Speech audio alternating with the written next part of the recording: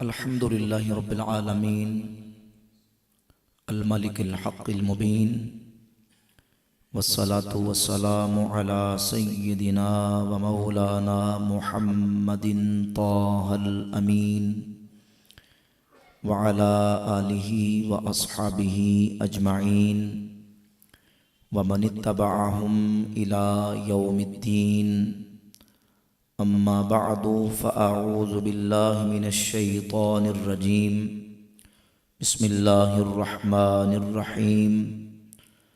وإن طائفتان من المؤمنين اقتتلوا فأصلحوا بينهما فإن بغت إحداهما على الأخرى فقاتلوا التي تبغي حتى تفيء إلى أمر الله فإن فاءت فأصلحوا بينهما بالعدل وأقسطوا إن الله يحب المقسطين. صدق الله مولانا العظيم وصدق رسوله النبي الكريم الأمين الرؤوف الرحيم. إن الله وملائكته يصلون على النبي يا أيها الذين آمنوا صلوا عليه وسلموا تسليما. الصلاة والسلام عليك يا سيدي يا رسول الله وعلى آلك وأصحابك يا سيدي يا حبيب الله. الصلاة والسلام عليك يا سيدي يا نبي الله وعلى آلك وأصحابك يا سيدي يا رحمة للعالمين. مولاي صل وسلم دائما ابدا على حبيبك خير الخلق كلهم هو الحبيب الذي ترجى شفاعته لكل هول من الأهوال مقتهم. يا ربي بالمصطفى بلغ مقاصدنا واغفر لنا ما مضى يا واسع الكرم. اللہ رب العالمین جل وعلا مجدہ الکریم کہ فضل و کرم توفیق و عنایت سے آج ہم ماہانہ درس قرآن و حدیث کی 30ویں نشست کے اندر حاضر ہونے کی سعادت حاصل کر رہے ہیں. ہمارے احباب جہلم کے زیر انتظام اللہ کے فضل و کرم سے جو ماہانہ درس قرآن و حدیث کا سلسلہ ہوتا ہے، آج اس کا تیسرا سلسلہ ہے، تیسری نشست ہے. اور ہمارے آج کے درس کا موضوع ہے حدیث عمار اور باغی گروہ. انشاءاللہ تعالی قرآن و سنت کی روشنی میں اور تصریحات ائمہ اہل سنت کی روشنی میں اس حدیث کے حوالے سے انشاءاللہ تعالی گفتگو کرنے کی سعادت حاصل کروں گا. بنیادی طور پر تمہیداً یہ بات ذہن نشین کرنا ضروری ہے کہ ہمارا اہل سنت و جماعت کا صدیوں سے یہ طریقہ چلا آ رہا ہے کہ نبی پاک صلی اللہ علیہ وآلہ وسلم کے صحابہ کرام رضی اللہ تعالی عنہم کے آپس میں مشاجرات اور ان کے آپس میں جو نزاع ہوئے، ان مشاجرات کے اندر ہم خاموشی اختیار کرتے ہیں. عوام الناس کے دین کی بلائی اسی میں ہے اور ان کے لیے خیر اسی میں ہے کہ وہ ان چیزوں کے اندر نہ پڑیں، اور صحابہ کرام رضی اللہ تعالی عنہم کے مشاجرات اور ان کے آپس میں اختلافات کو اللہ رب العزت کے سپرد کریں اور ان کی عظمت و شان اور ان کے فضائل و مناقب کا ذکر کریں. ہمارے ائمہ دین نے اپنی علم کلام کی عقائد کی کتابوں کے اندر احادیث کی روشنی میں یہ بات بالکل واضح طور پر لکھی. حضور سیدنا شیخ عبد القادر جیلانی غوث پاک سرکار رحمت اللہ تعالی علیہ اپنی کتاب غنیۃ الطالبین کی پہلی جلد صفحہ 163 پہ لکھتے ہیں واتفق اہل السنت علی وجوب الکف عما شجر بینہم. اہل سنت اس بات پر متفق ہیں کہ صحابہ کے آپس میں جو مشاجرات ہیں اس میں اپنی زبانوں کو بند رکھا جائے، والامساک عن مساویہم، اور ان کی برائی بیان کرنے سے اپنے آپ کو روک کے رکھا جائے، وَإِظْهَارِ فَضَائِلِهِمْ وَمَحَاسِنِهِمْ، اور ان کے فضائل اور ان کی خوبیاں اس کا اظہار کیا جائے. کیونکہ ہمیں اسی بات کا مکلف بنایا گیا اور نبی پاک صلی اللہ علیہ وآلہ وسلم کی تعلیمات بھی یہی ہیں۔ المعجم الکبیر طبرانی کے اندر امام طبرانی سیدنا عبداللہ ابن مسعود رضی اللہ تعالیٰ عنہ سے حدیث لے کے آئے، اور امام ابن حجر اسقلانی نے فتح الباری شرح صحیح البخاری میں اس حدیث کو حسن قرار دیا کہ رسول اللہ صلی اللہ علیہ وآلہ وسلم نے فرمایا اذا ذکر اصحابی فامسکو، جب میرے صحابہ کا ذکر کیا جائے تو اپنی زبانوں کو روک کے رکھو، یعنی ان کی برائی بیان کرنے سے اور ان کے برائیاں اور ان کے خلاف بولنے سے اپنی زبانوں کو روک کے رکھو۔ اور جامع ترمذی کے اندر حدیث موجود ہے، اور امام احمد ابن حنبل نے اپنی کتاب فضائل الصحابہ کے بالکل آغاز میں 4 طرق اس حدیث کے بیان کیے ہیں کہ نبی پاک صلی اللہ علیہ وآلہ وسلم نے فرمایا اللہ اللہ فی اصحابی لا تتخذوہم غرضا بعدی، میرے صحابہ کے بارے میں اللہ سے ڈر کے رہنا، میرے صحابہ کے بارے میں اللہ سے ڈر کے رہنا، میرے بعد میرے صحابہ کو تانو تشریح کا نشانہ مت بنا لینا۔ تو یہ لمبی حدیث ہے۔ ان احادیث کی روشنی میں ہمارا اہل سنت کا یہ صدیوں سے طریقہ چلا آ رہا ہے کہ صحابہ کرام علیہ مردوان کی برائیاں بیان نہیں کریں گے، ان کے خلاف اپنی زبانوں کو نہیں کھولیں گے، بلکہ ان کے فضائل، ان کی خوبیاں اور ان کے محاسن کا ہم ذکر کریں گے جو فضائل کتابوں کے اندر ان کے موجود ہیں۔ لیکن اس پرفتن دور میں ایک طبقہ جو صحابہ کرام رضی اللہ تعالیٰ عنہ کے مشاجرات کو بہت زیادہ ہوا دیتا ہے، اور پھر ایک طرف کی سائڈ لے کے دوسری طرف کے صحابہ علیہ مردوان کو نعوذ باللہ فاسق، ظالم، بدعتی، گمراہ، بلکہ بعض ایسے لوگ ہیں کہ جو نعوذ باللہ ان کو کافر تک کہہ ڈالتے ہیں۔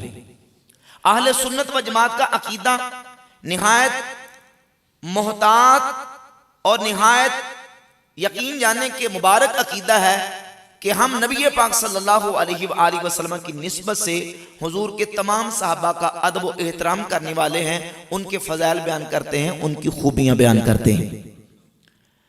یہ تاریخی طور پر بات طے شدہ ہے کہ صحابہ کرام رضی اللہ تعالی عنہم کے آپس میں مشاجرات ہوئے، حتیٰ کہ نوبت جنگوں تک آئی، معاملات جنگوں تک پہنچے، اور بہت سارے صحابہ علیہم رضوان ان جنگوں کے اندر شہید بھی ہوئے۔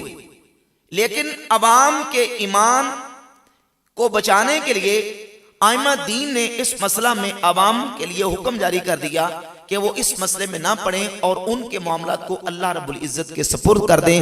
ہاں، اتنی بات ہم احادیث اور دلائل کی روشنی میں واضح طور پر کہتے ہیں، اور ہمارے عقیدے کی کتابوں میں لکھا ہے کہ جو جنگیں ہوئیں، جنگ جمل ہو یا جنگ صفین ہو، مولا علی رضی اللہ تعالی عنہ کی جتنی حروب اور جنگیں ہوئیں، ان جنگوں کے اندر سیدنا مولا علی کرم اللہ تعالی وجہ الکریم مصیب تھے، درستگی پر تھے، اور آپ کے مقابلہ میں جنگ جمل میں آنے والے یا جنگ صفین میں آنے والے صحابہ ان سے اجتہاد میں خطا واقع ہوئی، اپنی خواہشات نفسانی کی تکمیل کے لیے نہیں، یا کسی عداوت اور دشمنی کی بنیاد پر نہیں، یا کسی کینہ یا بغض و عداوت کی بنیاد پہ نہیں، بلکہ ایک شبہ کی بنیاد پہ، اور جو حجت ان کے پاس تھی اس حجت کی بنیاد پہ وہ اپنے آپ کو حق پہ سمجھتے تھے۔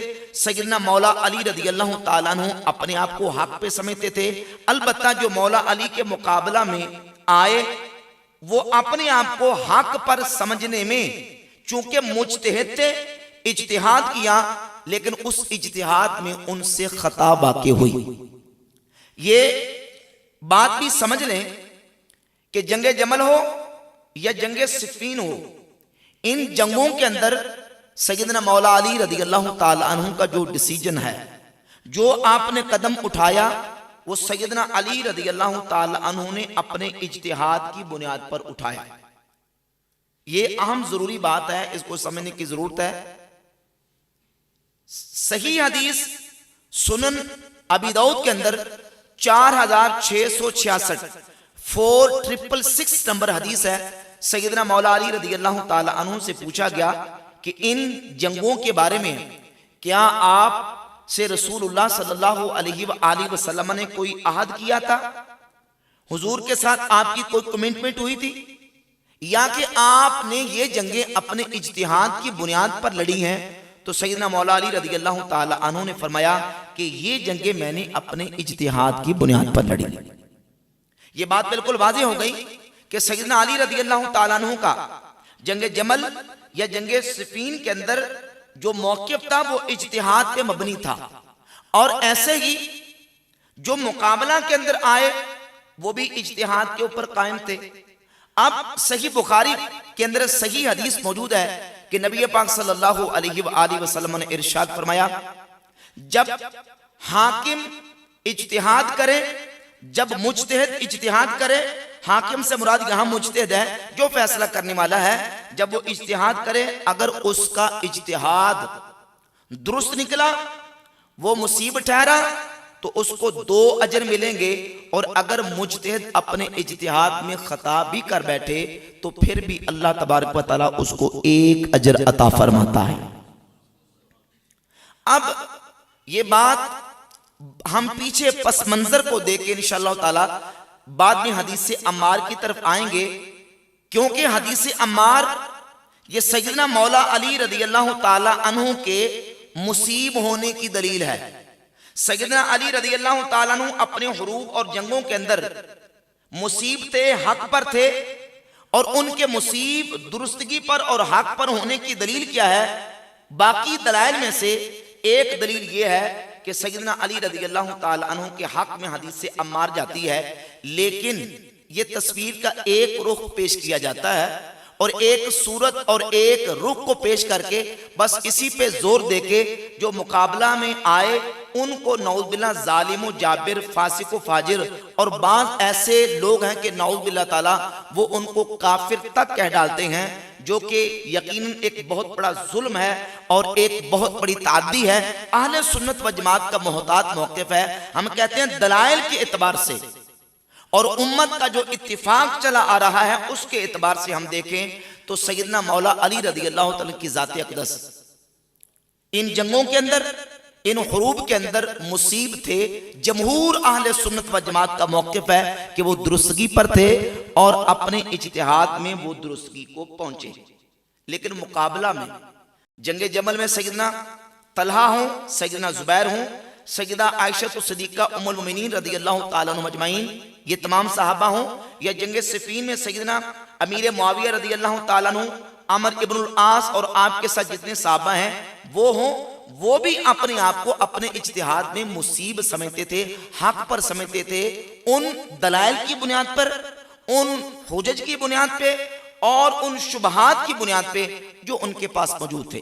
اب سوال یہ پیدا ہوتا ہے کہ مقابلہ میں آنے والے وہ اپنے آپ کو درستگی پر کیسے سمجھتے تھے، ان کے پاس کیا دلیل تھی؟ ہم دوسری سائڈ سے شروع کر کے پھر حدیث عمار کی طرف آئیں گے کہ ان کے پاس دلائل کیا تھے، شبہات کیا تھے۔ تو یاد رکھیں کہ سب سے بڑا شبہ ان کے پاس یہ تھا کہ سیدنا عثمان غنی رضی اللہ تعالیٰ عنہ کی ذات اقدس ان کو ظلماً شہید کیا گیا، اور درجن سے زائد حدیث کی کتابوں کے اندر سیدنا عثمان غنی رضی اللہ تعالیٰ عنہ کے حوالے سے نبی پاک علیہ السلام کی صحیح احادیث موجود ہیں کہ نبی پاک صلی اللہ علیہ وآلہ وسلم نے ارشاد فرمایا کہ عثمان اور عثمان کے ساتھی حق پر ہوں گے، ہدایت پر ہوں گے۔ مسند احمد ابن حنبل میں حدیث ہے، فضائل الصحابہ میں حدیث ہے، اور امام حاکم المستدرک الصحیحین میں حدیث لے کے آئے، امام ابن ابی العاصم کتاب السنہ میں یہ حدیث لے کے آئے، اور حدیث کی درجن سے زائد کتابوں کے اندر متعدد مقامات پہ یہ حدیث موجود ہے۔ اس حدیث کے راوی سیدنا ابو ہریرہ رضی اللہ تعالیٰ عنہ، حضرت کعب بن مرہ رضی اللہ تعالیٰ عنہ، عبداللہ بن حوالہ ازدی رضی اللہ تعالیٰ عنہ، یہ جلیل القدر صحابہ اس حدیث کو بیان کرتے ہیں کہ نبی پاک صلی اللہ علیہ وآلہ وسلم نے ارشاد فرمایا کہ فتنہ عثمان کے قدموں سے اٹھے گا، یعنی ان کی شہادت پر امت میں فتنہ برپا ہوگا۔ صحابہ اکرام نے عرض کی یا رسول اللہ صلی اللہ علیہ وسلم اس موقع پر ہم کیا کریں؟ تو آپ علیہ السلام نے فرمایا علیکم بالامیر و اصحابہ، تم پر تمہارے امیر اور اس کے ساتھیوں کی پیروی لازم ہے۔ हाजा यौमइज़िन अलल हुदा, हाजा वमन माअहू यौमइज़िन अलल हुदा अलल हक औ कमा क़ाल नबी सल्लल्लाहु अलैहि वसल्लम। हदीस में मुख्तलिफ अल्फाज मौजूद हैं। फरमाया कि ये और इनके साथी उस दिन हक पर होंगे, ये और इनके साथी उस दिन हिदायत पर होंगे। नबी पाक सल्लल्लाहु अलैहि वसल्लम ने हज़रत उस्मान गनी रज़ी अल्लाह ताला अन्हु को हक पर करार दिया और उनकी इत्तिबा करने वाले और उनका साथ देने वालों को भी रसूलुल्लाह सल्लल्लाहु अलैहि वसल्लम ने हक पर और हिदायत पर करार दिया। अब जो लोग खड़े हुए जंगे जमल में हजरत तलहा और जुबैर, सजदा आयशा तो सिद्दीका रज़ियल्लाहु ताला अन्हुम अजमाइन, वो इस बुनियाद पे खड़े हुए कि हजरत उस्मान गनी रज़ियल्लाहु ताला अन्हु को जुल्मन शहीद कर दिया गया। और वो लोग जो हजरत उस्मान को शहीद करने वाले हैं वो हजरत अली रज़ियल्लाहु ताला अन्हु के लश्कर के अंदर मौजूद हैं। लिहाजा उनको हजरत अली अपने लश्कर से निकालें, कैफरे किरदार तक पहुंचाएं और उनसे हजरत उस्मान गनी रज़ियल्लाहु ताला अन्हु के खून का किसास लें, ये उनका मुतालबा था।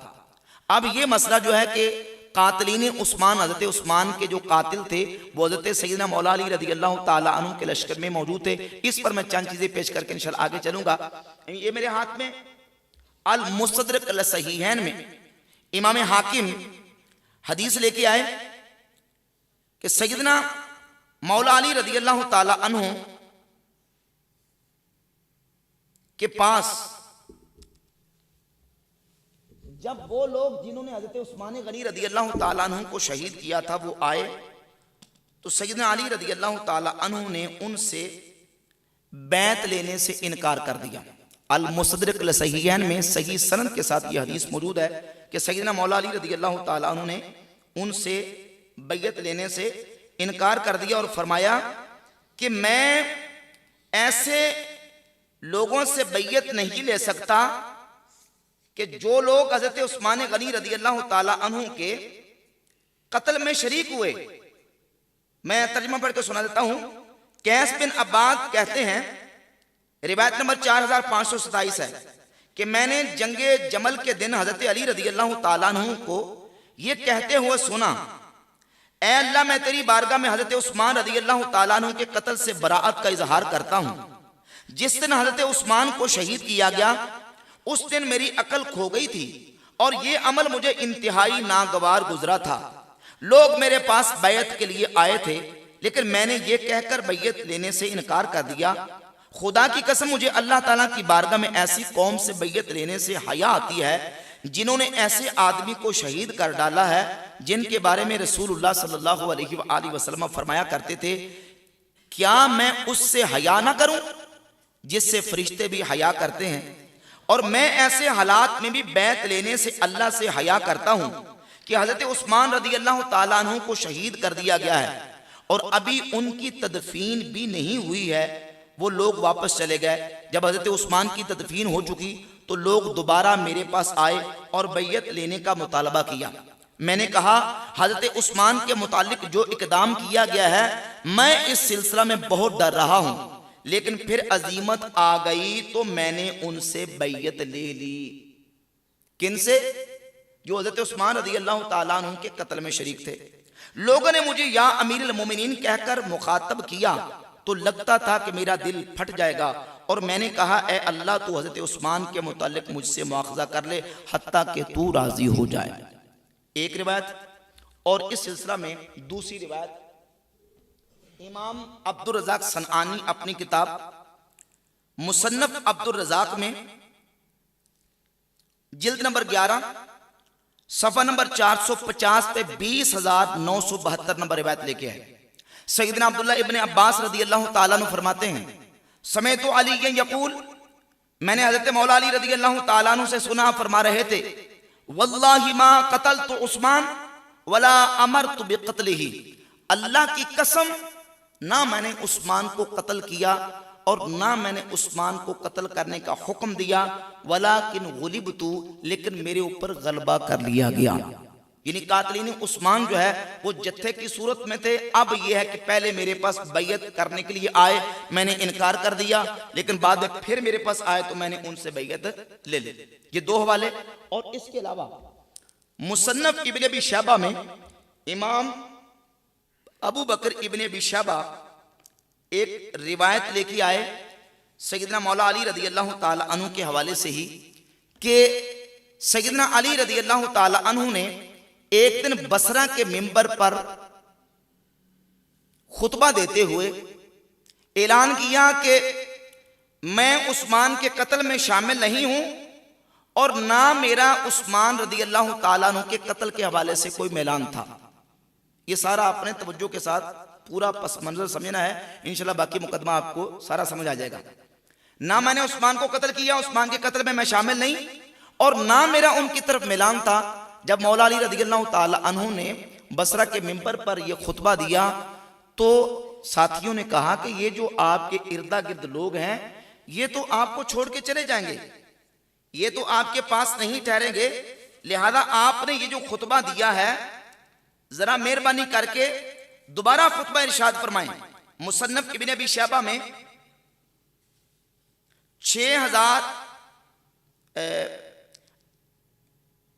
38,834 نمبر روایت ہے, یہ 11 نمبر جلد ہے, 691 نمبر صفحہ ہے.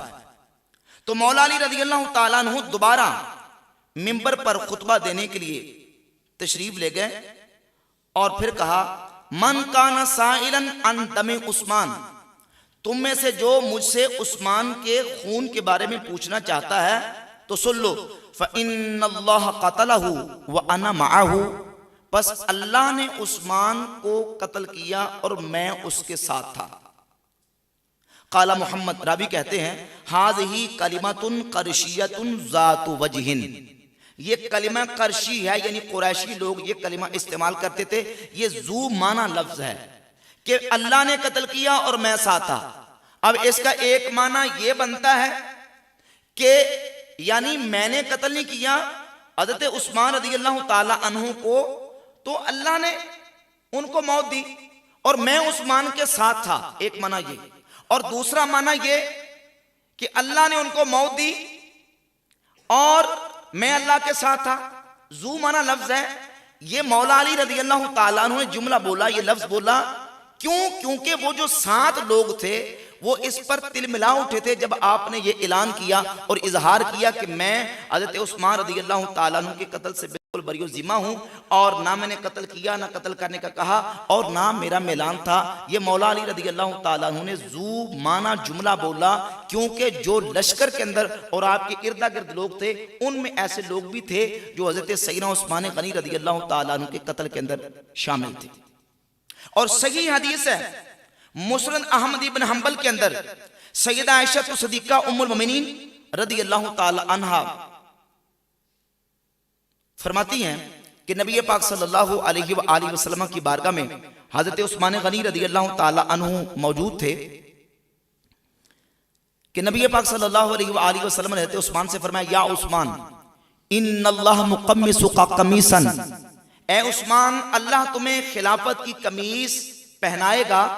فَإِنْ أَرَادَكَ الْمُنَافِقُونَ أَن تَخْلَعُهُ فَلَا تَخْلَعْهُ لَهُمْ, اگر منافق ارادہ کریں کہ تمہاری خلافت کی قمیص اتارنا چاہیں تو تم نے ان کو خلافت کی قمیص اتارنے نہیں دینی. یعنی جو تمہاری خلافت کی قمیص اتارنا چاہیں گے اور جو تمہیں قتل کرنا چاہیں گے وہ منافق ہوں گے اور تم نے اپنی خلافت کی قمیص نہیں اتارنے دینی, تم نے صبر و استقامت کا مظاہرہ کرنا ہے.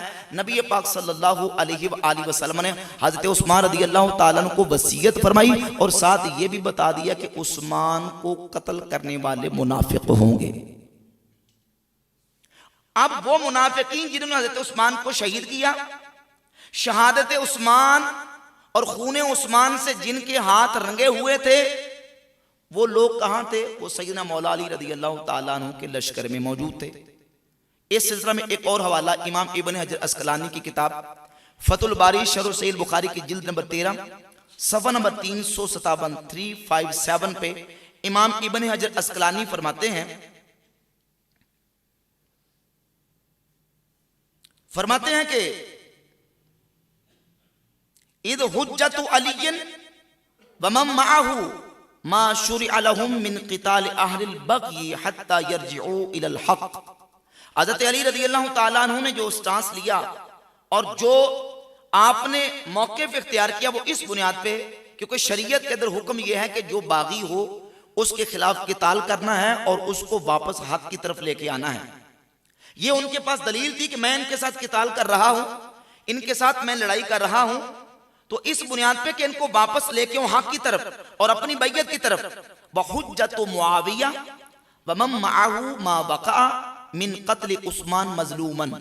حضرت معاویہ اور حضرت معاویہ کے ساتھ جو لوگ تھے ان کے پاس حجت اور دلیل یہ تھی کہ جو لوگ, ایک تو حضرت عثمان غنی کو ظلماً شہید کیا گیا ووجود قتلته بعیانہم فی العسکر العراقی, اور دوسرا یہ کہ جن لوگوں نے حضرت عثمان کو شہید کیا وہ عراقی لشکر یعنی حضرت علی کے گروہ اور حضرت علی کے لشکر میں شامل تھے.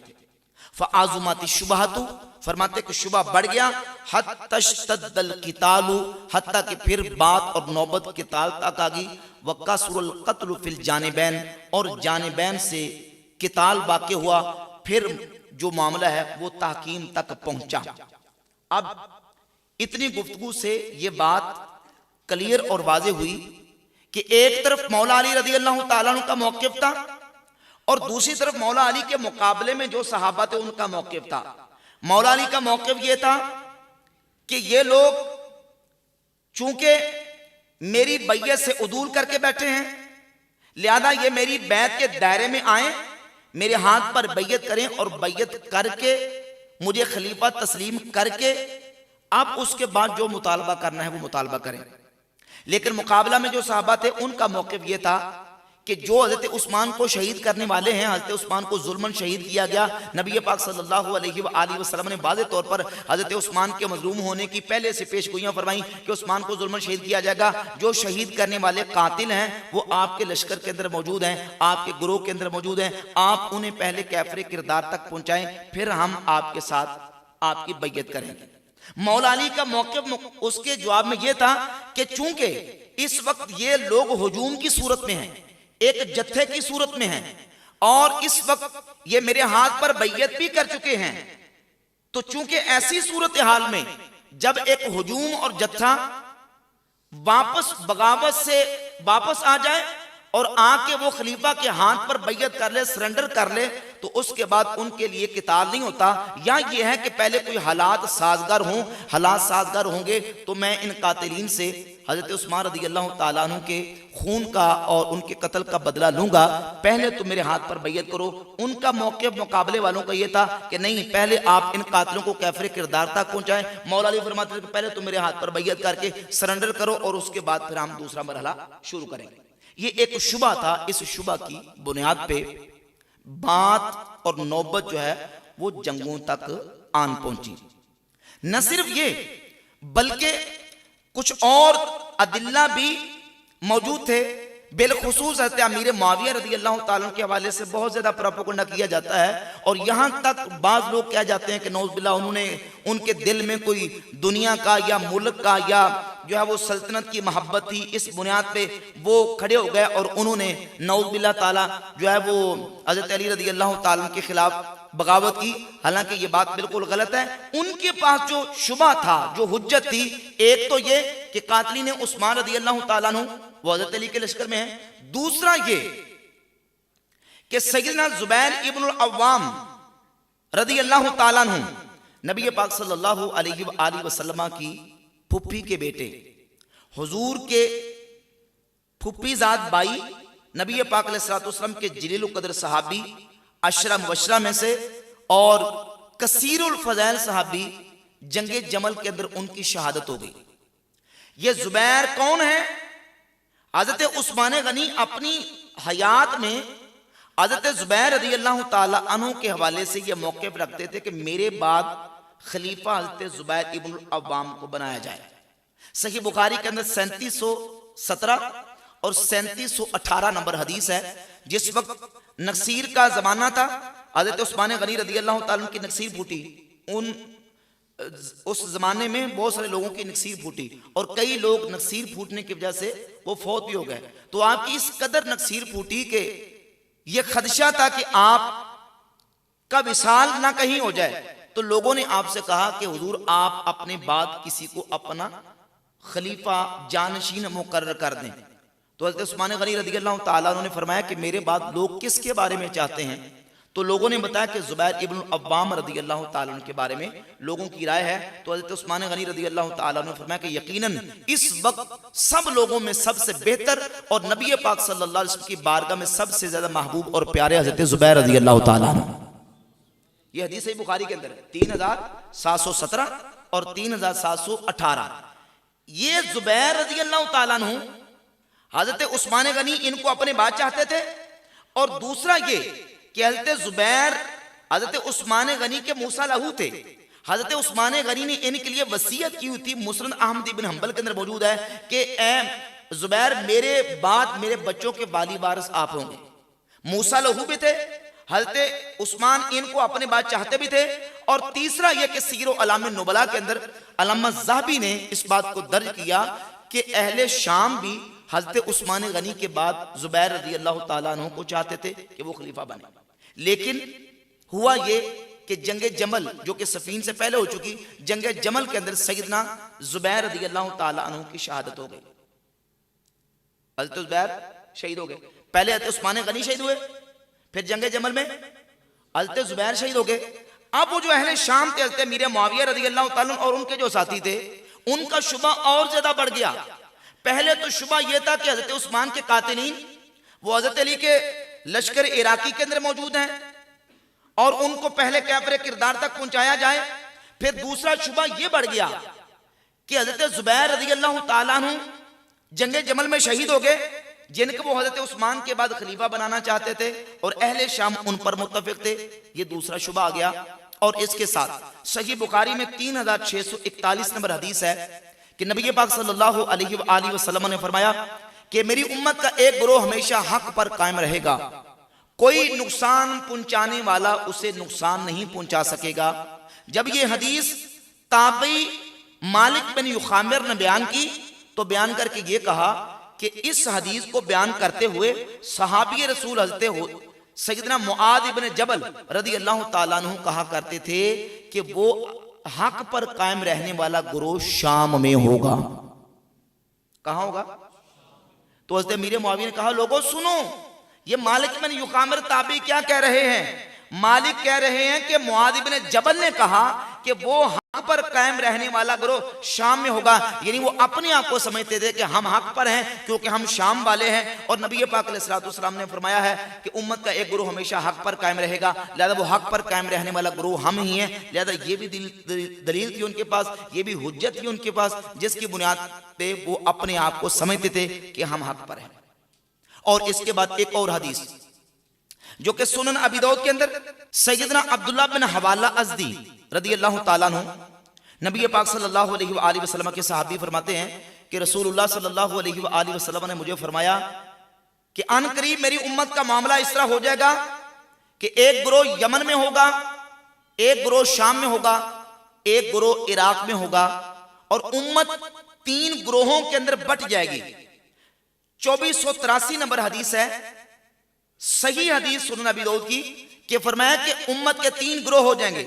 ایک گروہ یمن میں، ایک گروہ شام میں اور ایک گروہ عراق میں ہوگا. تو عبداللہ بن حوالہ ازدی نبی پاک علیہ السلام کی بارگاہ اقدس میں عرض کرتے ہیں یا رسول اللہ خیر لی، میرے لیے اختیار کر دیں کہ جب امت ان 3 گروہوں میں بٹ جائے تو اس موقع پر میں کیا کروں؟ تو نبی پاک علیہ السلام نے فرمایا علیک بالشام، تم پر شام لازم ہے. اس موقع پر تم نے کیا کرنا ہے؟ شام کو لازم پکڑنا ہے. یعنی جب امت کا ایک گروہ عراق میں، ایک یمن میں، ایک شام میں ہو تو تم نے شام کو لازم پکڑنا ہے. پھر یہ عبداللہ بن حوالہ ازدی رضی اللہ تعالیٰ عنہ صحابی رسول یہ پھر ملک شام میں حضرت امیر معاویہ رضی اللہ تعالیٰ عنہ کے پاس چلے گئے اور حضرت امیر معاویہ رضی اللہ تعالیٰ عنہ جب خطبہ دینے کے لیے کھڑے ہوئے تو اس موقع پر یہ جو میں نے پہلے حدیث بیان کیے حضرت عثمان غنی کے حوالے سے کہ نبی پاک علیہ السلام نے فرمایا کہ فتنہ ان کے قدموں سے اٹھے گا اور یہ اور ان کے ساتھی اس دن حق پر اور ہدایت پر ہوں گے۔ اس حدیث کو بیان کرنے والے کعب بن مرہ صحابی، عبداللہ بن حوالہ ازدی صحابی، یہ اس موقع پر حضرت امیر معاویہ کے پاس موجود تھے اور انہوں نے کہا کہ ہم کبھی بھی یہ حدیث بیان نہ کرتے اگر ہم نے یہ حدیث رسول اللہ صلی اللہ علیہ وآلہ وسلم سے نہ سنی ہوتی، کیونکہ حضور سے ہم نے اپنے کانوں سے یہ حدیث سنی ہے کہ نبی پاک صلی اللہ علیہ وآلہ وسلم نے فرمایا عثمان اور عثمان کے ساتھی اس دن حق پر ہوں گے، اس دن ہدایت پر ہوں گے۔ یعنی وہ حضرت امیر معاویہ کو حق پر ہدایت پر اس بنیاد پہ سمجھتے تھے کیونکہ وہ حضرت عثمان غنی کا مقدمہ لے کے کھڑے تھے اور حضرت عثمان غنی کی قصاص کا مطالبہ کر رہے تھے، لہذا یہ صحابہ جنہوں نے رسول اللہ صلی اللہ علیہ وآلہ وسلم سے یہ حدیث سنی ہوئی تھی وہ حضرت امیر معاویہ کے لشکر میں جا کے شامل ہو گئے۔ کیوں؟ اس بنیاد پہ وہ کہتے تھے کہ یہ اصحاب عثمان میں سے ہیں۔ یہ ادلہ تھے، یہ حجج اور ان کے پاس یہ دلائل تھے جن دلائل کی بنیاد پہ حضرت امیر معاویہ رضی اللہ تعالیٰ عنہ وہ یہ سمجھتے تھے کہ میں جو اقدام کر رہا ہوں اور جو میں نے سٹینڈ لیا ہوا ہے وہ اس بنیاد پہ ہے کہ حضرت عثمان رضی اللہ تعالیٰ کا میں چچا کا بیٹا ہوں اور میں ان کے قصاص کا مطالبہ کر رہا ہوں، لہٰذا حضرت علی رضی اللہ تعالیٰ عنہ وہ عثمان کے قاتلوں کو ہمارے حوالے کر دیں، ہم حضرت علی کے ہاتھ پر بیعت کر لیں گے۔ اور اس بات کو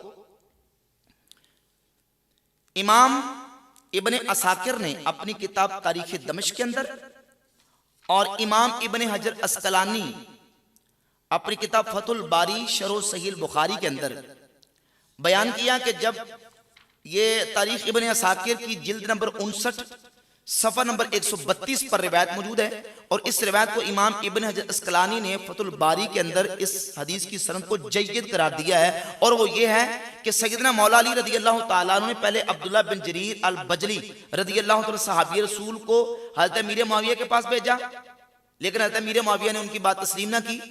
پھر مولا علی رضی اللہ تعالیٰ عنہ کے پاس سے عبداللہ بن صوب ابو مسلم خولانی تابعی تھے، وہ حضرت امیر معاویہ کے پاس آئے اور آ کے ان سے پوچھا اور کہا کہ اے معاویہ آپ علی سے نزاع کر رہے ہیں، جھگڑا کر رہے ہیں، کیا آپ علی سے افضل ہیں یا علی کے مثل ہیں؟ تو حضرت معاویہ رضی اللہ تعالیٰ عنہ نے فرمایا لا واللہ، ہرگز نہیں، اللہ کی قسم میں علی سے افضل نہیں ہوں اور نہ میں ان سے خلافت کا زیادہ حقدار ہوں، لیکن آپ کو معلوم ہے کہ حضرت عثمان کو ظلماً شہید کر دیا گیا، وَأَنَا بْنُ عَمِّهِ، اور میں ان کے چچا کا بیٹا ہوں، میں عثمان کے قصاص کا مطالبہ کرتا ہوں۔ آپ حضرت علی کے پاس جائیں اور ان کے پاس جا کے یہ کہیں کہ آپ قاتلین عثمان کو میرے حوالے کر دیں اور میں حضرت علی کے ہاتھ پر بیعت کر لوں گا۔ عبداللہ بن حوالہ جو ابو مسلم خولانی ہیں وہ حضرت مولا علی کے پاس گئے، لیکن انہوں نے قاتلین عثمان کو حوالے نہیں کیا اور حضرت معاویہ رضی اللہ تعالیٰ نے حضرت علی کے ہاتھ پر بیعت نہیں کی۔ اب یہ چیزیں بیان کرنے کا مقصد یہ ہے، یہ بتایا جائے کہ ایک شبہ، جو ایک افواہ پھیلی تھی اس کی بنیاد پہ، کیونکہ بعض لوگوں نے یہاں تک افواہ پھیلا دی کہ نعوذ باللہ تعالیٰ حضرت عثمان غنی رضی اللہ تعالیٰ عنہ کو شہید کرنے میں حضرت علی کا ہاتھ ہے، نعوذ باللہ تعالیٰ استغفر اللہ۔ یہاں تک کہ بعض وہ صحابہ جو سیدنا علی رضی اللہ تعالیٰ عنہ کے ساتھ بہت شدید محبت کرتے تھے، جن میں سے حضرت زید ابن ارقم رضی اللہ تعالیٰ عنہ، انہوں نے بھی حضرت مولا علی رضی اللہ تعالیٰ عنہ کے حوالے سے اس سلسلہ میں سوال کر لیا۔ یہ میرے ہاتھ میں امام ابن شبہ المتوفیٰ 262 ہجری کی کتاب ہے تاریخ المدینہ المنورہ۔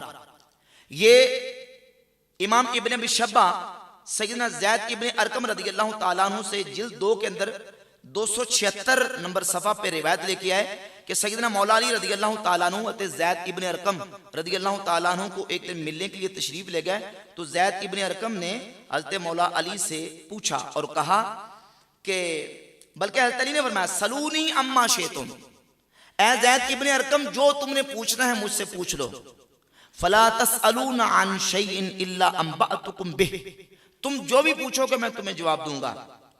تو زید ابن ارقم نے کہا نشدتک باللہ انت قتلت عثمان، اے علی میں تمہیں اللہ کی قسم دے کے کہتا ہوں، یہ بتائیں کہ آپ نے عثمان کو قتل کیا؟ یہ کون کہہ رہے؟ حضرت زید ابن ارقم رضی اللہ تعالیٰ، حدیث غدیر کے راوی، حدیث غدیر کے راوی، حدیث الثقلین کے راوی زید ابن ارقم پوچھتے ہیں کہ میں آپ کو اللہ کی قسم دے کے کہتا ہوں انت قتلتا عثمان، آپ نے عثمان کو قتل کیا. فنکس رأسہ، تو حضرت مولا علی نے اپنا سر نیچے جھکا لیا. ثم رفعہ، پھر اپنے سر کو اٹھایا اور کہا لا والذی فلق الحبۃ وبرأ النسبۃ، فرمایا کہ اس ذات کی قسم جس نے جان کو پیدا کیا، دانے کو پھاڑا اور جان کو پیدا کیا، ما قتلت عثمان ولا امرت بقتلہ، نہ میں نے عثمان کو قتل کیا ہے اور نہ کرنے کا حکم دیا. یعنی میں بالکل بری و ذمہ ہوں، میرا حضرت عثمان رضی اللہ تعالیٰ کے قتل میں کسی قسم کا کوئی ہاتھ.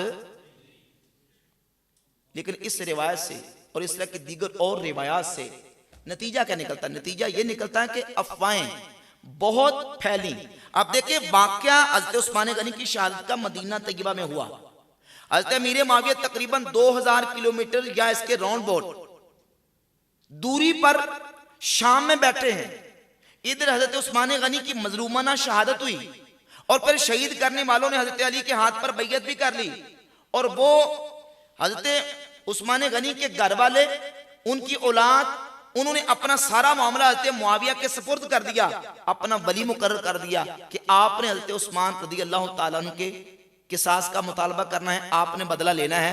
اور وہ اس مقام پہ جو انہوں نے سٹانس لیا وہ اس بنیاد پہ تھا. یہ جو میں نے آپ کے سامنے سارا سنیریو اور سارے آپ کے سامنے دلائل رکھے ہیں، ان کا اجتہاد تھا. کیا تھا؟ بعض لوگ یہ کہتے ہیں دیکھیں جی اجتہاد تو دلائل کی بنیاد پہ ہوتا ہے.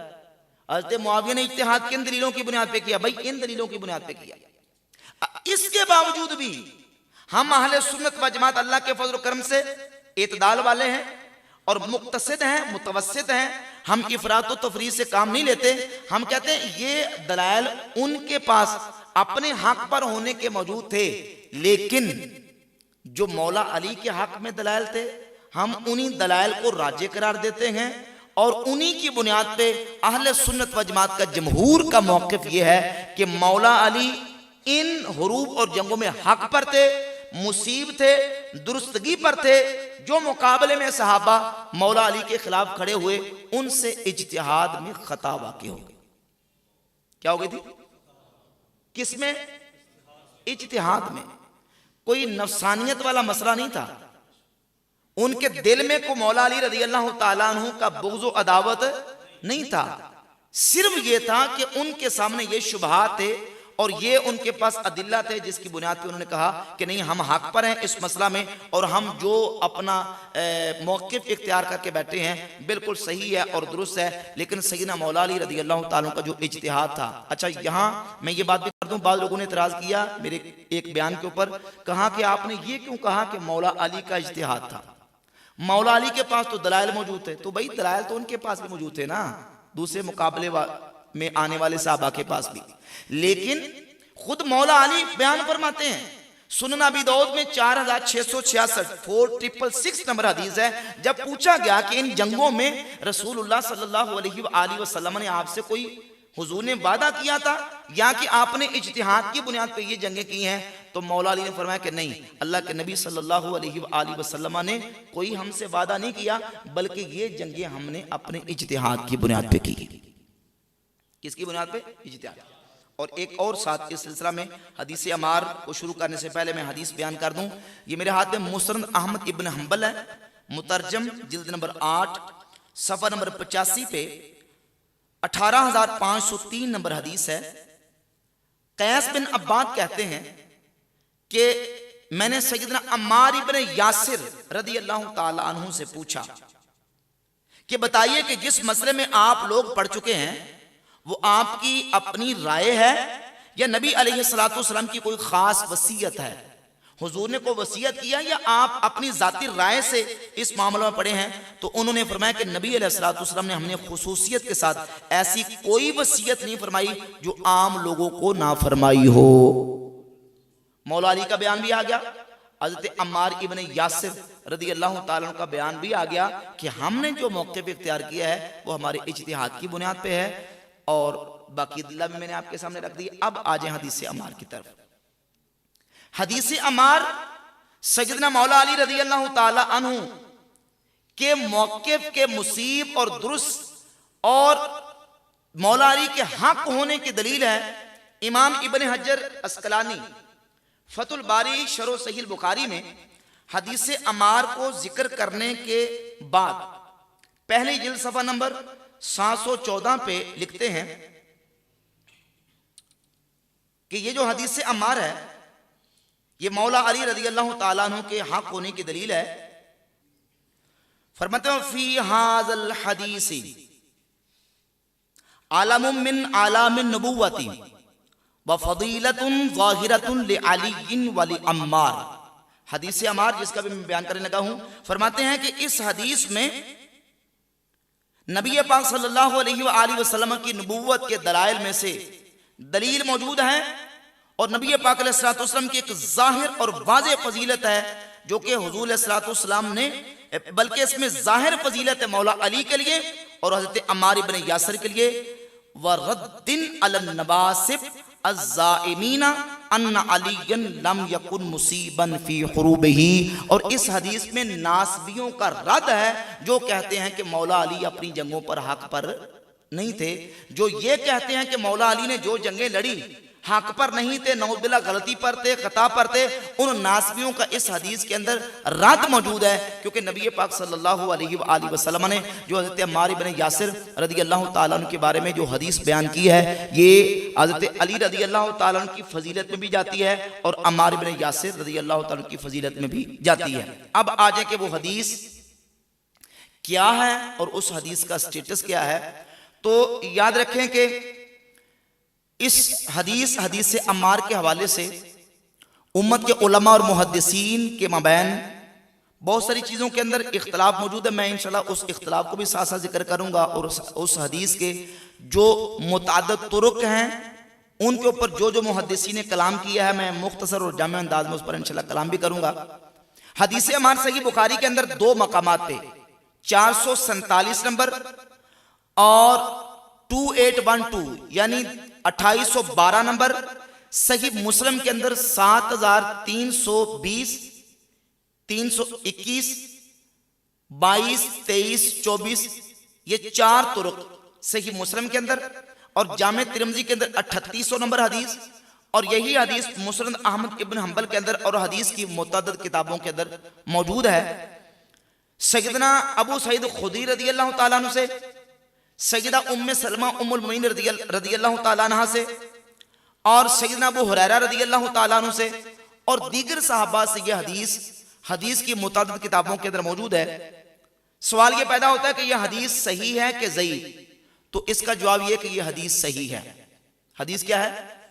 صحیح حدیث ہونے کے بعد پھر اگلا مرحلہ ہوتا ہے کہ یہ حدیث مرتبے کے اعتبار سے کس مرتبے کی حدیث ہے، کیونکہ فقہاء اور محدثین نے حدیث کو مراتب کے اعتبار سے، ہم تک پہنچنے کے اعتبار سے ان کو تقسیم کیا ہے، ڈیوائیڈ کیا ہے، اور وہ 3 حصوں میں تقسیم کی گئی ہے حدیث جو ہم تک پہنچتی ہے.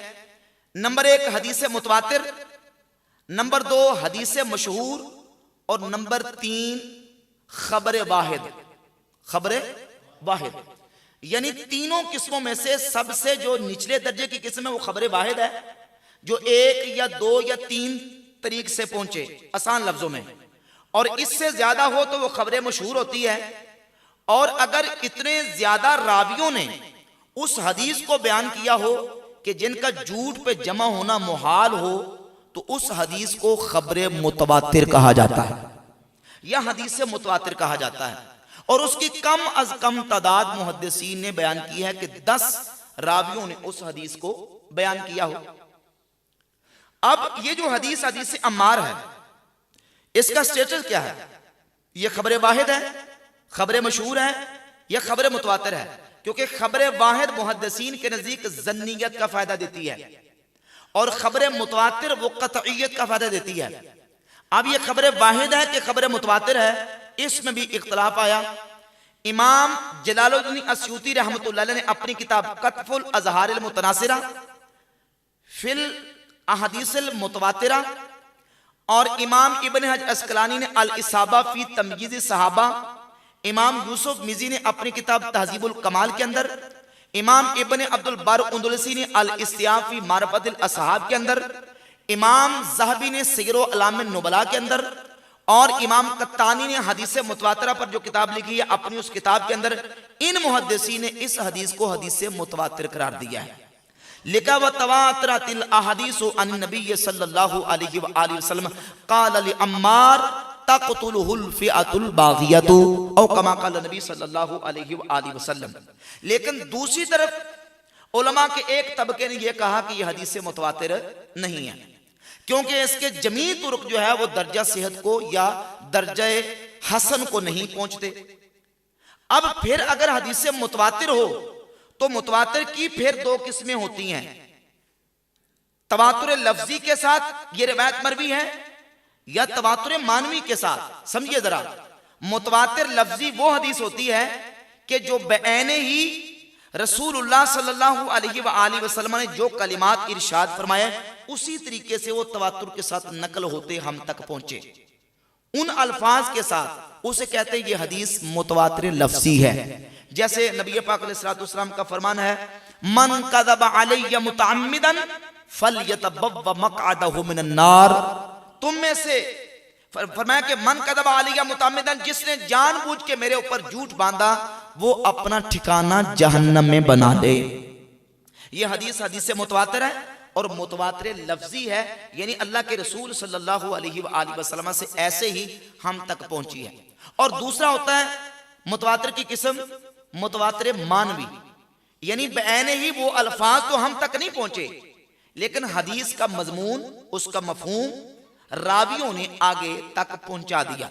جب حدیث متواتر ہو، البتہ متواتر لفظی نہ ہو، متواتر معنوی ہو، تو پھر یہ دعویٰ نہیں کیا جا سکتا کہ اس کا ایک ایک لفظ جو ہے وہ تواتر کے ساتھ ہم تک پہنچا ہے۔ حدیث عمار جن محدثین کے نزدیک متواتر ہے، وہاں متواتر لفظی مراد نہیں ہے بلکہ متواتر معنوی مراد ہے کہ معنی ہم تک پہنچا ہے۔ یہی وجہ ہے کہ جب یہ حدیث صحیح بخاری کے اندر آئی تو ابو سعید خدری رضی اللہ تعالیٰ حدیث بیان کرتے ہیں، فرماتے ہیں کہ مسجد نبوی شریف کی تعمیر کے موقع پر ہم لوگ ایک ایک اینٹ اٹھا کے لا رہے تھے، اور حضرت عمار ابن یاسر رضی اللہ تعالیٰ عنہ دو دو اینٹیں اٹھا کے لا رہے تھے۔ نبی پاک صلی اللہ علیہ وآلہ وسلم نے حضرت عمار ابن یاسر کو دیکھا تو آپ علیہ السلام نے ان کے سر سے غبار کو، مٹی کو جاڑا، اور نبی کریم علیہ السلام نے حضرت عمار سے فرمایا ویحا عمار، اے عمار تجھ پر افسوس ہے، تقتلہ الفئۃ الباغیۃ، کہ عمار کو ایک باغی گروہ قتل کرے گا، یدعوہم الی اللہ، یا حدیث میں یدعوہم الی الجنت، عمار انہیں جنت کی طرف بلائیں گے، ویدعونہ الی النار، اور وہ عمار کو جہنم کی طرف بلائیں گے۔ اب دیکھیے حدیث میں دو طرح کے لفظ ہیں، ایک ہے کہ عمار انہیں اللہ کی طرف بلائیں گے، یہ 28-12 میں ہے، اور دوسرا ہے کہ عمار انہیں جنت کی طرف بلائیں گے اور وہ عمار کو جہنم کی طرف بلائیں گے۔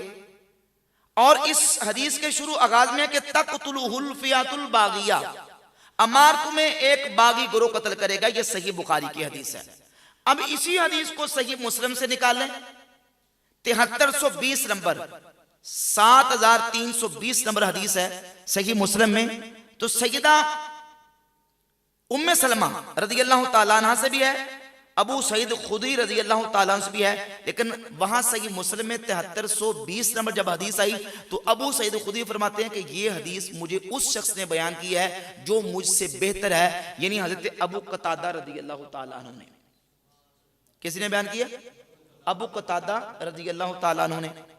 اور 7324 نمبر حدیث کے اندر ام سلمہ رضی اللہ تعالی عنہ اس حدیث کی راویہ ہیں، اور حدیث میں موجود ہے کہ نبی پاک صلی اللہ علیہ وآلہ وسلم نے یہ کلمات حضرت عمار ابن یاسر کے لیے اس موقع پر بیان کیے کہ جب خندق کھودی جا رہی تھی۔ بخاری میں کیا ہے؟ جب مسجد نبوی کی تعمیر ہو رہی تھی، اور مسلم میں کیا ہے؟ یعنی اس حدیث کا شان ورود مسجد نبوی کی تعمیر ہے یا کہ خندق کا موقع ہے، کیونکہ غزوہ خندق ہوئی ہے سن 5 ہجری اور مسجد نبوی کی تعمیر ہوئی ہے پہلی 1 ہجری۔ اب دونوں الگ الگ واقعات ہیں. اس حدیث کا شان ورود کیا ہے؟ مسجد نبی کی تعمیر یا خندق کا موقع؟ حدیثوں کے اندر اختلاف آ گیا. بخاری کے اندر ہے کہ مسجد نبی کی تعمیر کے موقع پر نبی پاک علیہ الصلوۃ والسلام نے فرمایا، اور مسلم کے اندر ہے کہ حضور نے غزوہ خندق کے موقع پر ارشاد فرمایا. یہ بھی دلیل ہے کہ یہ حدیث متواتر مانوی ہے، حدیث متواتر لفظی نہیں ہے.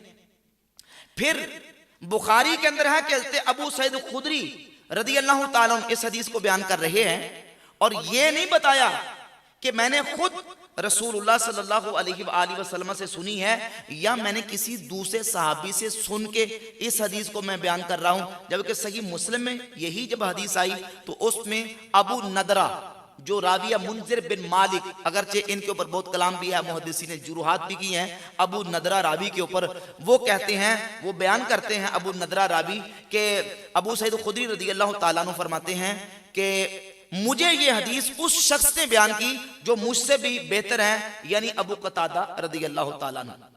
اب اس سے پتہ چلا، ایک اشارہ ملا کہ سیدنا ابو سعید خدری رضی اللہ تعالیٰ عنہ نے یہ حدیث ڈائریکٹ نبی پاک صلی اللہ علیہ وآلہ وسلم سے نہیں سنی. بھئی بات سمجھ آ رہی ہے؟ اسی واسطے امام ابن حجر عسقلانی فتح الباری شرح صحیح البخاری میں جب اس حدیث کے اس حصے پر پہنچے، پہلی جلد صفحہ نمبر 714 پہ یہ جو حدیث کا جملہ ہے تقتلہ الفئۃ الباغیۃ، کہ اے عمار تجھ پر افسوس، عمار کو ایک باغی گروہ قتل کرے گا. امام ابن حجر عسقلانی اس پر لکھتے ہیں، فرماتے ہیں وَعْلَمْ أَنَّ هَذِهِ زِيَادَةً لَمْ يَذْكُرْ هَا الْحُمَيْدِيُّ فِي الْجَمْعِ. ایک محدث حمیدی گزرے ہیں، انہوں نے صحیح بخاری مسلم کی حدیث کو جمع کیا ہے. کہتے ہیں حمیدی نے جب بخاری مسلم کی حدیث کو جمع کیا تو اس اپنی کتاب کے اندر یہ جو جملہ ہے نا کہ تقتلہ الفئۃ الباغیہ، یہ جملہ حمیدی نے اپنی کتاب کے اندر ذکر نہیں کیا. کیوں؟ کیونکہ ان البخاریہ لم یذکرها اصلا، کہتے ہیں کہ امام بخاری نے یہ جملہ صحیح بخاری کے اندر اصلا ذکر نہیں کیا. وقذا قال ابو مسعود، اور ایسے ہی ابو مسعود نے کہا. قال الحمیدی، حمیدی کہتے ہیں وَلَعَلَّهَا لَمْ تَقَعْ لِلْبُخَارِيِّ أَوْ وَقَعَتْ فَحَذَفَهَا عَمَدًا. حمیدی کہتے ہیں ہو سکتا ہے کہ امام بخاری کی صحیح کے اندر یہ جملہ ہو ہی نہ، یا ہو لیکن بعد میں امام بخاری نے اپنی صحیح سے اس جملہ کو حذف کر دیا ہو. وقد اخرجہ اسماعیلیو، اور آگے جا کے لکھتے ہیں کہ قلت، امام ابن حجر کہتے ہیں میں کہتا ہوں وَيَظْهَرُ لِي، یہ بات مجھ پر ظاہر ہوئی ہے ان البخاری حذفها عمدًا، کہ امام بخاری نے تقتلہ الفئۃ الباغیۃ، یہ جملہ جو ہے وہ جان بوجھ کے اس میں سے نکال دیا تھا. یہ کیوں نکالا تھا وہ آگے آئے گی. نکال دیا تھا جان بوجھ کے. وَذَلِكَ لِنُقْطَةٍ خَفِيَّةٍ، یہ کیوں نکالا؟ ایک بڑے پوشیدہ اور مخفی نقطہ کی وجہ سے. اور وہ نقطہ کیا ہے؟ وَهِيَ أَنَّ أَبَا سَعِيدَ الْخُدْرِيَّ اعترف أَنَّهُ لَمْ يَسْمَعْ هَذِهِ الزِّيَادَةَ مِنَ النَّبِيِّ صلی اللہ علیہ وآلہ وسلم، کیونکہ ابو سعید خدری نے خود اس بات کا اعتراف کر لیا صحیح مسلم کی 7320 نمبر حدیث کے اندر کہ یہ جملہ، یہ جو حدیث ہے یہ انہوں نے ڈائریکٹ نبی پاک صلی اللہ علیہ وآلہ وسلم سے نہیں سنی. اعتراف، خود اعتراف کر لیا انہو لم یسمع هذه الزیادۃ من النبی صلی اللہ علیہ وآلہ وسلم، فدل علی انہا فی هذه الروایات مدرجہ. تو کہتے ہیں یہ اس بات کی دلیل ہے کہ اس روایت کے اندر یہ جو جملہ ہے تقتلہ الفئۃ الباغیہ، یہ بعد میں درج کیا گیا ہے.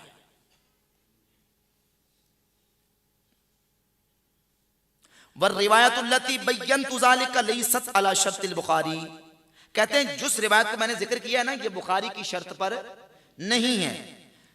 اور پھر آگے اس پر تفصیلاً بیان کیا اور کہا فاقتصر البخاری علی القدر الذی سمعہ ابو سعید من النبی صلی اللہ علیہ وآلہ وسلم دون غیرہ. امام بخاری نے جو تقتلہ الفئۃ الباغیۃ کے کلمات کو حذف کیا ہے، کیوں کیوں؟ اس لیے کہ اسی حدیث پر امام بخاری نے اختصار کیا ہے جتنا حصہ ابو سعید خدری نے خود ڈائریکٹ نبی پاک صلی اللہ علیہ وآلہ وسلم سے سنا ہوا تھا۔ وَهَذَا دَالٌ عَلَى دِقَّةِ فَهْمِهِ وَتَبَحُّرِهِ فِي الْاطِّلَاعِ عَلَى عِلَلِ الْأَحَادِيثِ، کہتے ہیں کہ یہ امام بخاری رحمۃ اللہ تعالی کے ان کی فہم، ان کے تبحر علمی اور حدیث کے اندر جو مخفی پوشیدہ علتیں ہوتی ہیں، جو کمزوریاں ہوتی ہیں، ان کمزوریوں پر اطلاع کی بہت بڑی دلیل ہے۔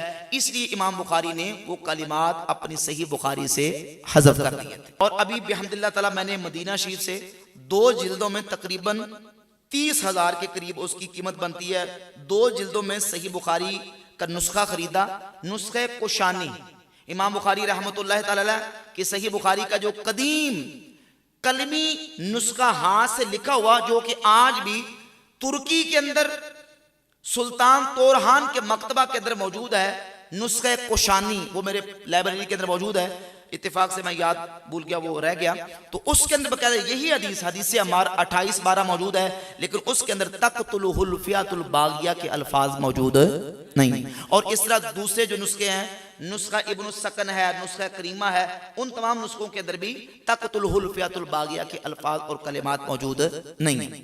یہ تو ہے اس حدیث کے اوپر جو محدثین نے گفتگو کی ہے، محدثین نے کلام کیا ہے۔ اب سوال یہ پیدا ہوتا ہے کہ اس حدیث کا مصداق کون ہے؟ نبی پاک صلی اللہ علیہ وآلہ وسلم نے جو حضرت عمار ابن یاسر کے بارے میں فرمایا کہ عمار کو ایک باغی گروہ قتل کرے گا، عمار انہیں اللہ کی طرف بلائیں گے، عمار انہیں جنت کی طرف بلائیں گے، اور وہ عمار کو دوزخ کی طرف بلائیں گے۔ اس حدیث کا مطلب کیا ہے؟ پہلے مطلب سمجھیں، پھر اس پر انشاءاللہ میں جو مزید آگے تفصیلی باتیں کرنا چاہتا ہوں کر دیتا ہوں۔ اس حدیث کی شرح بیان کرتے ہوئے بہت بڑے محدث ہے، صحیح بخاری کی شرح انہوں نے کی، امام ابن بطال، وہ فرماتے ہیں کہ چونکہ ان کے نسخہ کے اندر تقتلہ الفئۃ الباغیہ یہ کلمات موجود نہیں تھے، صرف اتنے تھے کہ بیہا عمار تجھ پر افسوس ہے، یدعوہم الی الجنت ویدعونہ الی النار، کہ عمار انہیں جنت کی طرف بلاتے ہیں اور وہ عمار کو جہنم کی طرف بلاتے ہیں۔ امام ابن بطال کہتے ہیں کہ اس حدیث سے مراد یہ ہے کہ یہ کلمات نبی پاک علیہ الصلوۃ والسلام نے حضرت عمار کے حوالے سے جو کہے ہیں، اس سے مراد کفار قریش ہیں کہ حضرت عمار نے اسلام قبول کیا، جب مسلمان ہو گئے تو عماروں کو کہتے تھے آؤ اسلام کی طرف، مسلمان ہو جاؤ، اور وہ عمار کو کہتے تھے کہ نہیں واپس تم نعوذ باللہ ہماری طرف آ جاؤ اور ہمارے دین کو قبول کر لو۔ عمار انہیں جنت کی طرف، اللہ کی طرف بلاتے تھے، اور وہ عمار کو جہنم کی طرف بلاتے تھے۔ یہ امام ابن بطال نے اس حدیث کی شرح بیان کی ہے، ان کا موقف یہ ہے۔ اور دوسرا یہ کہ اب جنت کی طرف بلانے سے مراد کیا ہے؟ اگر اس حدیث میں کسی کلمہ پڑھنے والے کی طرف نسبت ہو کہ وہ عمار ان کو جنت کی طرف بلائیں گے اور وہ عمار کو جہنم کی طرف بلائیں گے، پہلے اس سے پہلے میں ایک حدیث آپ کے سامنے رکھوں جو کہ المستدرک الصحیحین میں اسی حدیث کا سمجھیں کہ اگلا حصہ موجود ہے، 2653 نمبر المستدرک الصحیحین میں امام حاکم یہی حدیث لے کے آئے سیدنا ابو سعید خدری رضی اللہ تعالیٰ عنہ سے۔ حدیث کا پچھلا ایسا یہ ہے کہ اکرمہ تابعی کہتے ہیں کہ عبداللہ ابن عباس صحابی رسول مجھے اور اپنے بیٹے علی کو بھیجا کہ جاؤ ابو سعید خدری صحابی کے پاس جاؤ اور جا کے ان سے حدیث سن کے آؤ۔ کون سی حدیث سنیے ذرا؟ فَاسْمَعَا مِنْهُ حَدِيثَهُ فِي شَأْنِ الْخَوَارِجِ، خارجیوں کے بارے میں جو نبی پاک صلی اللہ علیہ وآلہ وسلم نے حدیث بیان کی ہے، تم ابو سعید خدری سے وہ حدیث سن کے آؤ۔ تو اکرمہ تابعی کہتے ہیں میں حضرت عبداللہ بن عباس کے بیٹے علی کے ساتھ جب حضرت ابو سعید خدری رضی اللہ تعالیٰ عنہ کے پاس پہنچا، وہ اپنے کھیتوں میں کام کر رہے تھے، ہمارے قریب آ گئے، انہوں نے اپنی چادر اپنے کندھے پہ رکھی ہوئی تھی، ہمارے پاس آ کے احتبا کر کے بیٹھ گئے اور انہوں نے پھر وہ حدیث ہمارے سامنے حدیث عمار بیان کی۔ اب اس کانٹیکسٹ کے ساتھ جو کہ المستدرک لصحیحین میں 2653 نمبر صحیح حدیث موجود ہے اگر دیکھا جائے، اور اس حدیث کے مطابق اب اس حدیث کا انطباق ہوگا ان لوگوں پہ جو خوارج تھے، اور خوارج ایک الگ گروہ تھا، خارجیوں کے اندر صحابہ شامل نہیں تھے۔ امام ابن بطال کہتے ہیں کہ اس کا مصداق اس حدیث کا کفار قریش ہے۔ ابو سعید خدری کی اس حدیث کے مطابق اس کا مصداق خوارج ہیں۔ لیکن ظاہر کہ موضوع کے ساتھ جب انصاف کرنا ہو تو پورا انصاف کے ساتھ بات کرنی ہے۔ بعض محدثین نے اس حدیث کا انطباق سیدنا معاویہ رضی اللہ تعالیٰ عنہ کے لشکر کے لیے بھی کیا، اور کہا کہ مراد اس سے حضرت معاویہ رضی اللہ تعالیٰ عنہ کا لشکر ہے۔ اب سوال یہ پیدا ہوتا ہے کہ کیا نبی پاک صلی اللہ علیہ وآلہ وسلم کے صحابی کسی کو دوزخ اور جہنم کی طرف بلا سکتے ہیں؟ تو اس کا جواب یہ ہے کہ نہیں۔ یہاں جو حدیث کے اندر کلمات ذکر ہوئے ہیں کہ عمار ان کو اللہ کی طرف بلائیں گے، عمار ان کو جنت کی طرف بلائیں گے، امام ابن حجر اسقلانی فتح الباری میں لکھتے ہیں مراد اس سے یہ ہے کہ جنت میں جانے کا جو چیز سبب بنتی ہے، جنت کے سبب کی طرف، اور جنت کا سبب کیا ہے؟ اچھے اعمال، نیکی، پرہیزگاری، اور بالخصوص ان میں سے امام کی اطاعت، خلیفہ کی اطاعت، خلیفہ کی بیعت، کہ یعنی عمار انہیں جنت کی طرف بلائیں گے، یعنی جنت میں جانے کا جو سبب ہے اور وہ ہے خلیفہ کی اطاعت، کہ عمار کہتے تھے کہ آجو خلیفہ کی اطاعت کر لو، اور وہ ان کو جہنم کی طرف بلائیں گے۔ معنی یہ ہے کہ جہنم میں جانے والا کام یعنی کہ خلیفہ کی اطاعت سے عدول۔ اور میں شروع میں یہ بات مقدمتاً یہ کہہ چکا کہ صحابہ علیہم رضوان جنگ جمل یا صفین میں جو بھی انہوں نے موقف اختیار کیا وہ اپنی کوئی ذاتی عداوت یا دشمنی کی بنیاد پر نہیں، بلکہ اس بنیاد پہ کہ انہوں نے اجتہاد کیا، اور مولا علی کے مقابلے میں آنے والوں سے اجتہاد میں خطا واقع ہو گئی۔ کیا ہوئی؟ خطا واقع ہوئی۔ اب یہ حدیث اگر اس کا مصداق اہل شام کو قرار دیا جائے تو یہ مولا علی کے حق ہونے کی دلیل ہے۔ عمار ابن یاسر رضی اللہ تعالیٰ کی اس حدیث میں فضیلت ہے، لیکن یہ بات ہمارے ائمہ محدثین اور علماء نے دو ٹوک واضح انداز میں لکھ دی کہ اس حدیث کے اندر نبی پاک صلی اللہ علیہ وآلہ وسلم کے خلیفہ راشد مولا علی رضی اللہ تعالیٰ کی فضیلت ہے، لیکن اہل سنت کا اس بات پر بھی اتفاق ہے کہ مقابلے میں جو تھے وہ اجتہاد میں خطا کر بیٹھے۔ امام ابن اسقلانی فتح الباری کی جلد 13 صفحہ 42 پہ لکھتے ہیں واتفق اہل سنتی، اہل سنت کا اتفاق ہے۔ کن کا؟ اہل سنت کا۔ واتفق اہل سنتی علی وجوب منع الطعن علی احد من الصحابہ، صحابہ میں سے کسی ایک پر بھی ہم طعن و تشنیع نہیں کریں گے، بسبب ما وقع لهم من ذالک، جو ان سے واقع ہوا اس وجہ سے کسی صحابی پر طعن و تشنیع نہیں کریں گے۔ ولو عرف المحق منهم لانهم لم يقاتلوا في تلك الحروب الا عن اجتهاد، کہتے ہیں کہ جس کو بھی حق پر سمجھتا ہو کسی دوسرے کے خلاف زبان نہیں کھولے گا، کیونکہ جو ان سے یہ جنگیں واقع ہوئی ہیں وہ اجتہاد کی بنیاد پہ ہوئی ہیں۔ وقد عفا اللہ تعالی عن المخطی فی الاجتہاد، اور اجتہاد میں خطا کرنے والے سے اللہ درگزر فرماتا ہے۔ بل ثابت انہ یؤجر اجرا واحدا، بلکہ یہ بھی ثابت ہے حدیث میں کہ مجتہد اجتہاد کرے خطا بھی کر جائے تو یؤجر اجرا واحدا، اس کو اللہ تعالیٰ ایک اجر دیتا ہے۔ وَأَنَّ الْمُصِيبَ يُؤْجَرُ أَجْرَيْنِ، اور جو اجتہاد میں درستگی کو پہنچتا ہے اللہ اسے 2 اجر عطا فرماتا ہے۔ یہ امام ابن حجر اسقلانی علیہ رحمہ نے فتح الباری کی جلد 13 میں بیان کیا، اور یہی بات امام نووی رحمۃ اللہ علیہ نے شرح صحیح مسلم میں لکھی، اور دیگر محدثین اہل سنت اور ائمہ اہل سنت نے یہی موقف بیان کیا ہے کہ یہ حروب اور جنگیں دونوں طرف سے اجتہاد کی بنیاد پر واقع ہوئیں۔